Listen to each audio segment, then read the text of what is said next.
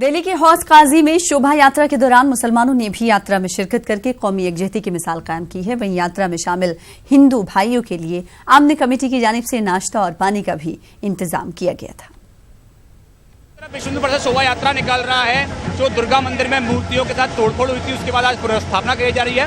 उसी के चलते जो अमन कमेटी है वो यहाँ शोभा यात्रा का स्वागत करने के लिए खड़ी हुई है। हमारे साथ बातचीत करने के सिद्दीकी साहब, आप शोभा यात्रा का खुद स्वागत कर रहे हैं, क्या एक संदेश देना चाहते हैं? ये संदेश देना चाहिए कि जो भी त्यौहार होता है हम एक दूसरे के साथ इसी तरह वो जो है ना, एक दूसरे की इज्जत करें और एक दूसरे के साथ मिलजुल करके जो है उस त्यौहार को मनाएं।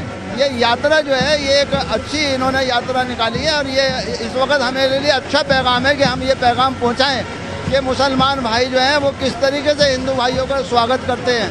देखिए, हम हिंदू धर्म के जितने भी मंदिर हैं, जो है गुरुद्वारे हैं या गिरजाघर हैं, हम सबकी इज्जत वो करते हैं, एहतराम करते हैं। हम सबको अच्छी सोच हमारी है, हमारी अच्छी सोच जो है वही आज हमारे काम आ रही है। जब यहाँ से रामलीला तो निकलती है, रोज़ाना निकलती थी वहाँ से हौस काजी से, राम बारात जो है वो लाल कुएं से निकलती है और हम इसी तरह उसका भी स्वागत करते हैं। और वो रामलीला की जो कमेटी है वो भी हम लोगों को बुलाती है, वो हमारा स्वागत करती है। तो एक दूसरे से हमें एक दूसरे के त्योहारों पर एक दूसरे से मिल करके हम जो है त्यौहार मनाते हैं और हम यही पैगाम देना चाहते हैं सबको। अगर कोई ऐसा वाक़या हो जाए तो बड़े लोगों को चाहिए कि आपस में मिलजुल करके उस मामले को हल कर लेना चाहिए। अनु के साथ पवन गौतम, दिल्ली।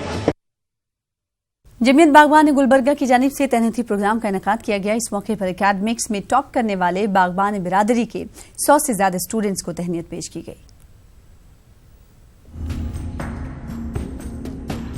बागबान बिरादरी को इंतहाई पसमानदा तस्वुर किया जाता है, जिनमें तालीमी तनासुब न के बराबर है। बागबान बिरादरी के नौजवान होश संभालने के साथ ही अपने आबाई पेशे सब्जी फरोशी से मुंसलिक हो जाते हैं, लेकिन अब नई नस्ल में तालीमी इनकलाब देखा जा रहा है। जमीयत बागबान की जानिब से मुनक़िद की गई तहनीती तकरीब में ये देखने को मिला, जहाँ मेडिकल, इंजीनियरिंग, ग्रेजुएशन, 12वीं और 10वीं में 20 तलबा ने तालीमी मैदान में अपना लोहा मनवाया है।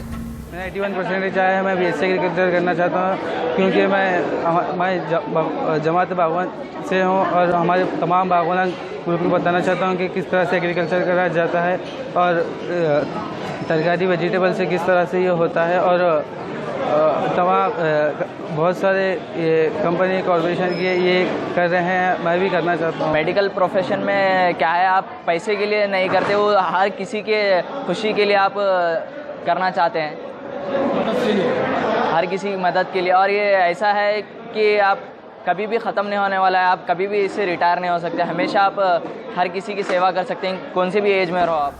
बागबान बिरादरी की नई नस्ल को अपनी पसमानदगी का एहसास भी है। नौजवान नस्ल इसको दूर करने का इरादा भी जाहिर कर रहे हैं।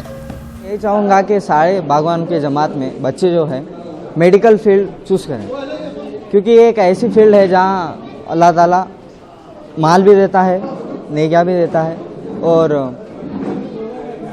इज्जत भी देता है, शोहरत भी देता है। तरकारी के बिजनेस में, फ्रूट के बिजनेस में मल्टीनेशनल कंपनीज भी आ गए, जो बड़े बड़े डीमार्ट है, रिलायंस है, रिलायंस फ्रेश है, ऐसे लोग भी ये फ्रूट्स के वेजिटेबल के बिजनेस में आ गए। तो वो लोग एजुकेटेड हैं, एजुकेशन हासिल करके फ्रूट का वेजिटेबल का बिजनेस कर रहे हैं और हम बगैर एजुकेशन के करेंगे तो उनके साथ कॉम्पिटिशन नहीं कर सकते। मुकर्रिरीन ने कहा कि काबिल तलबा के लिए मुआशी मसाइल उनकी राह में रुकावट नहीं है, क्योंकि कई इदारे आज काबिल तलबा को फ्री स्कॉलरशिप फराहम कर रहे हैं। इस मौके पर मुकर्रिरीन ने स्कॉलरशिप देने वाले मुख्तलिफ इदारों पर भी रोशनी डाली। न्यूज़ 18 उर्दू के लिए गुलबर्गा से जवाद मीर की रिपोर्ट।